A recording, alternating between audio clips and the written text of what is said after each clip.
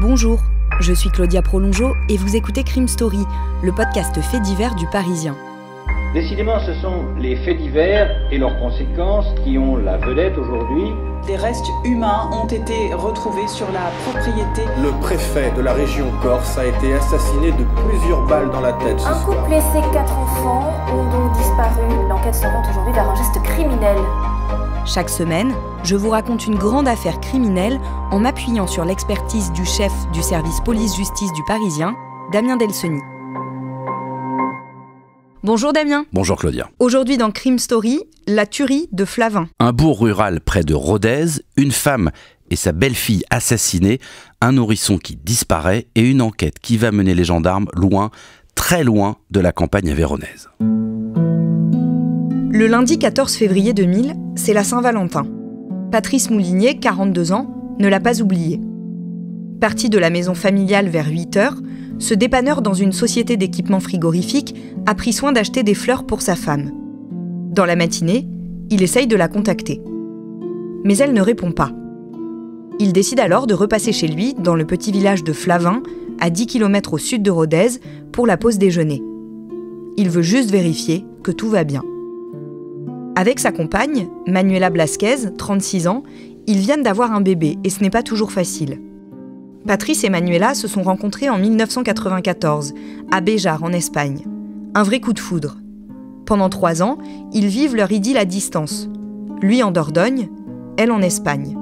Au cours de l'été 1997, Manuela se décide à quitter sa ville natale pour rejoindre Patrice et s'installer ensemble dans l'Aveyron.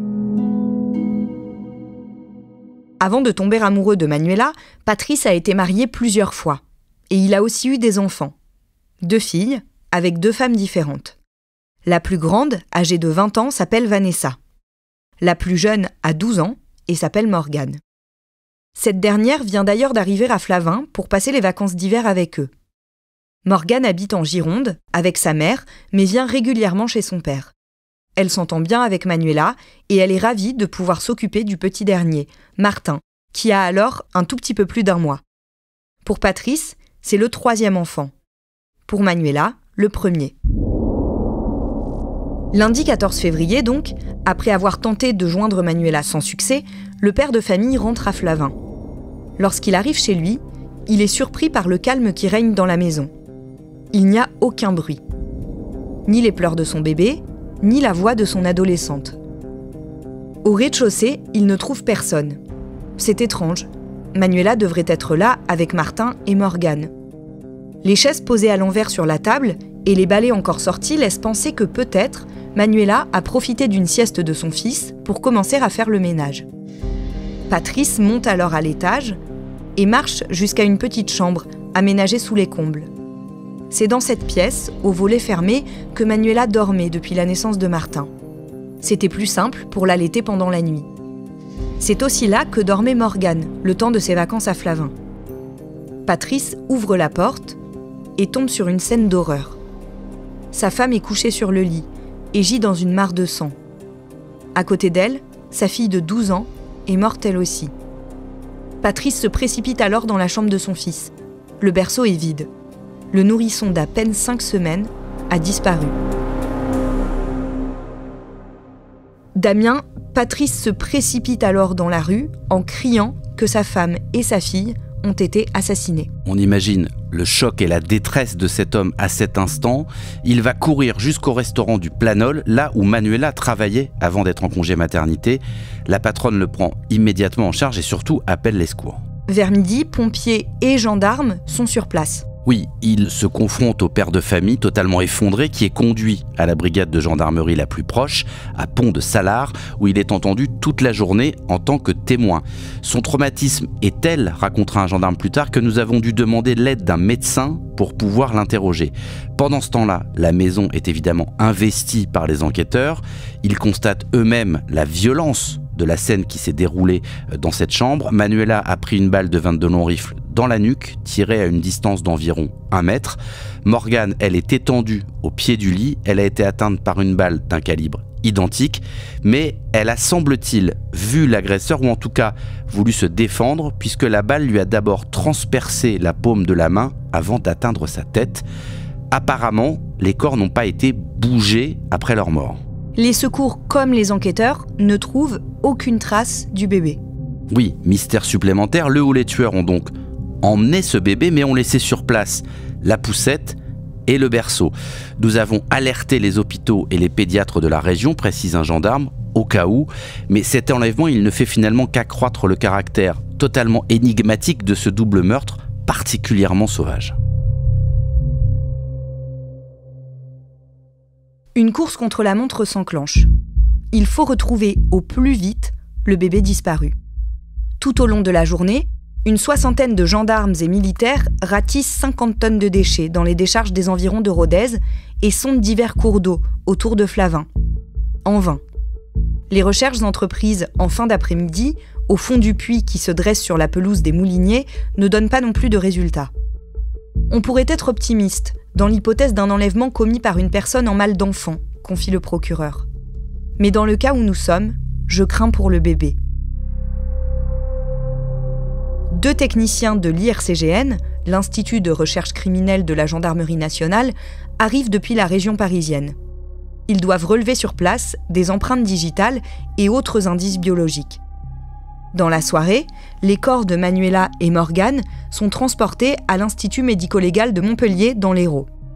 Les enquêteurs privilégient une piste familiale, car aucune effraction n'a été constatée et la maison n'a pas été fouillée. Rien n'a été volé.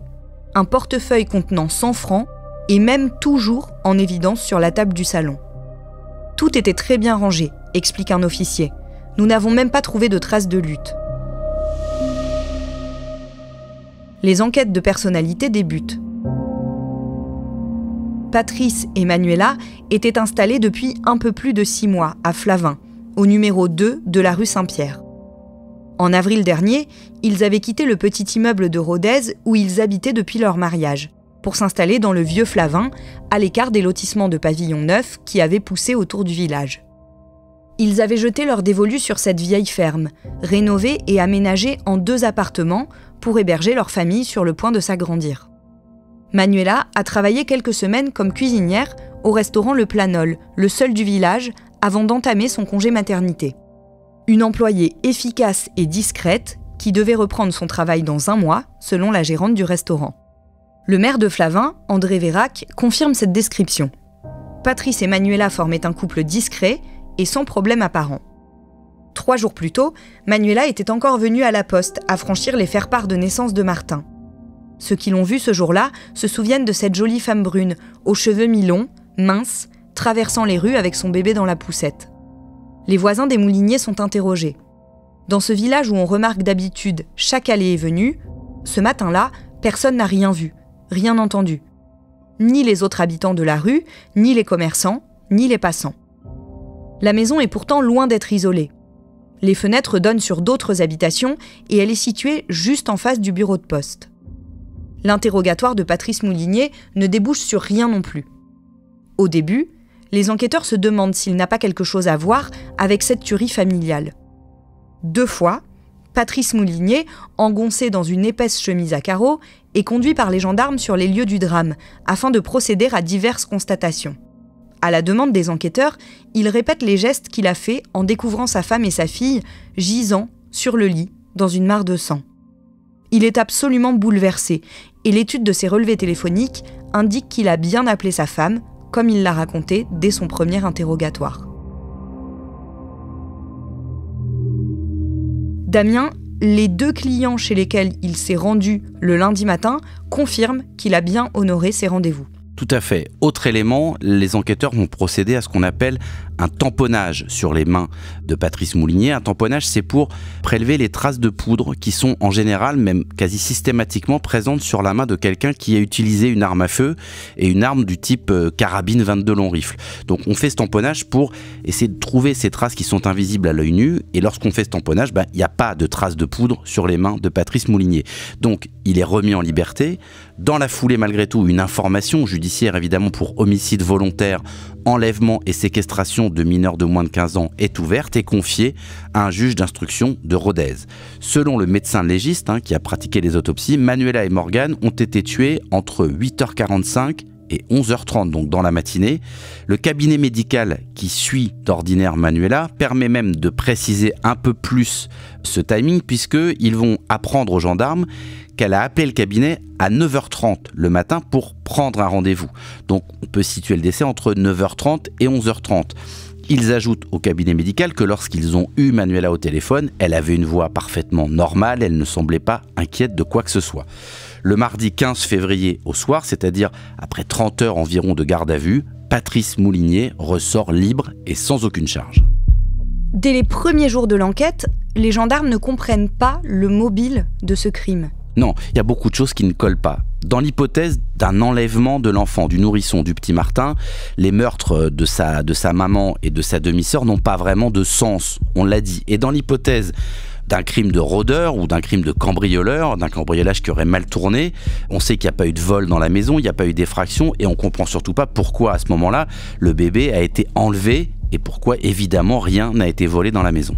Une des autres hypothèses mises sur la table, c'est celle de la vengeance intrafamiliale.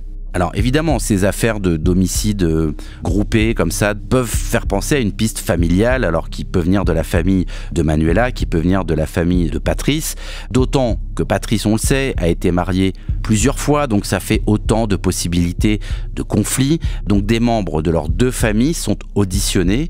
La maman de la petite Morgane, qui est domiciliée, on l'a dit, dans la région de Bordeaux, va elle aussi être entendue, mais là encore, dans toutes ces auditions, dans l'entourage du couple de Manuela et de Patrice, rien. Il n'y a pas de tension particulière qui est relevée, pas de conflit, pas de dette, enfin rien qui puisse laisser penser à une vengeance. En tout cas, ils sentent qu'il faut chercher dans l'entourage des victimes. Ils sont toujours persuadés quand même d'un crime de, entre guillemets, de proximité. Alors ils vont se poser la question, quelles étaient les relations professionnelles, amicales, un peu au sens large de Patrice et de Manuela, quel était leur passé aussi, évidemment, quelqu'un avait-il des raisons de leur en vouloir à ce point?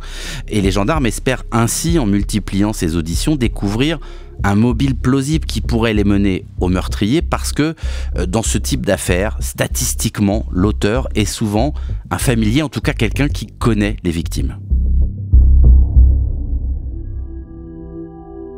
Les jours passent et toujours aucune trace de Martin.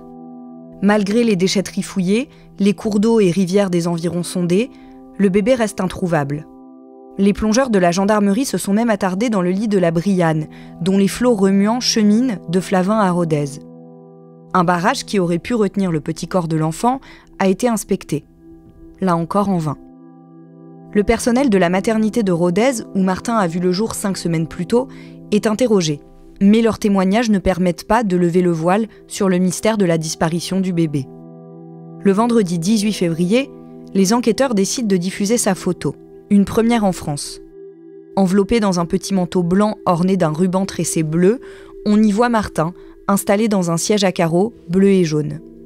Le nouveau-né, cheveux bruns et yeux noisettes, pose pour l'une de ses premières photos, celle qui a illustré son faire-part de naissance.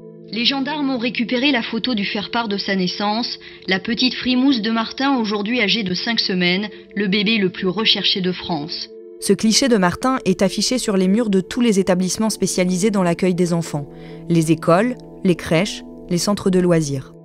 Après avoir fouillé le passé du père du bébé, Patrice Moulinier, les enquêteurs, munis d'une commission rogatoire internationale délivrée par la juge d'instruction de Rodez, vont s'intéresser maintenant à celui de sa mère. Et ils tentent de savoir si le départ de Manuela pour la France n'a pas créé de solides rancœurs en Espagne. Les gendarmes souhaitent vérifier si la jeune femme était bien célibataire au moment où elle a choisi de rejoindre Patrice en France. Son oncle affirme que oui. Manuela était seule et Patrice était son premier grand amour, dit-il. Il n'y a rien à creuser de ce côté-là. 800 km plus au nord, dans le village aveyronnais de Flavin, l'enquête se poursuit. Pour aboutir, la gendarmerie met les moyens. Vendredi 18 février, dans l'après-midi, les gendarmes réquisitionnent la salle des mariages de la mairie pour interroger à la chaîne les habitants de Flavin. À partir du samedi 19 février, 30 officiers de police judiciaire s'activent au sein de la cellule d'enquête spécialement mise en place à la gendarmerie de Rodez. Plusieurs équipes composent cette cellule, et chacune a un objectif précis. L'une d'elles travaille sur le témoignage d'un groupe de jeunes de Flavin, recueillis la veille. Lundi matin, jour de la tuerie, les adolescents attendaient le bus scolaire qui devait les conduire vers leur collège de Pont-de-Salars, à 12 km de là. Quand ils ont vu une BMW de couleur foncée s'arrêter à leur hauteur. Le conducteur, seul occupant de la voiture, a demandé le chemin de la place Saint-Pierre. Pour rappel, la famille Moulinier habitait au 2 de la rue Saint-Pierre. Selon les enfants, la voiture était immatriculée à l'étranger, en Suisse pour certains, en Belgique pour d'autres. Aucun des enfants ne se souvient de la plaque d'immatriculation, mais ils sont plusieurs à livrer le même témoignage. Dans le village, en revanche, personne d'autre ne parle de cette voiture. Qu'importe, la piste est intéressante. Elle paraît en revanche peu exploitable. Sans indice supplémentaire, retrouver cet homme revient à chercher une aiguille dans une botte de foin. Damien, le vendredi 25 février, 11 jours après le drame, le père de Martin s'exprime pour la première fois dans nos colonnes. Je pense que Martin est encore vivant, dit-il. J'ai envisagé toutes les hypothèses. Pourquoi le tueur, s'il avait un peu de lucidité, serait parti avec mon fils après avoir tué ma femme et ma fille ? Pourquoi l'avoir enlevé, questionne-t-il. Depuis une semaine et demie, je passe mes journées et mes nuits à y penser et je n'ai toujours pas de solution. La seule chose qui me reste à faire est d'attendre, près de mon téléphone, en espérant que les gendarmes m'appellent et me disent « On a retrouvé votre enfant vivant ».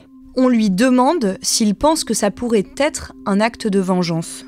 Et il répond « J'ai tenté de tout analyser.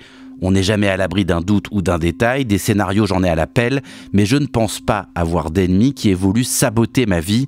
Je tiens à dire que je n'ai pas une once de haine pour le meurtrier. Cela ne me ramènera pas ma famille. Simplement, je voudrais savoir pourquoi il a fait cela. » Le lundi 8 mars, sur commission rogatoire internationale, un groupe d'enquêteurs est envoyé en Italie, aux Pays-Bas et en Suisse. C'est évidemment pour explorer cette piste qui est une des seules que détiennent les enquêteurs. C'est cette grosse cylindrée, peut-être une BMW de couleur sombre, aperçue par des enfants du village le matin des meurtres, et dont la plaque minéralogique pourrait être suisse, peut-être belge, en tout cas étrangère. Dans un premier temps, ces recherches ne vont rien donner, mais il reste un petit détail fourni toujours par les mêmes collégiens qui va tout changer. L'homme en question, celui qui était dans cette BMW et qui a demandé son chemin, avait un fort accent alsacien. Vous venez d'écouter le premier épisode de Crime Story, La tuerie de Flavin.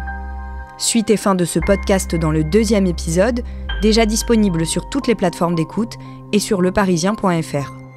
Crime Story est le podcast fait divers du Parisien.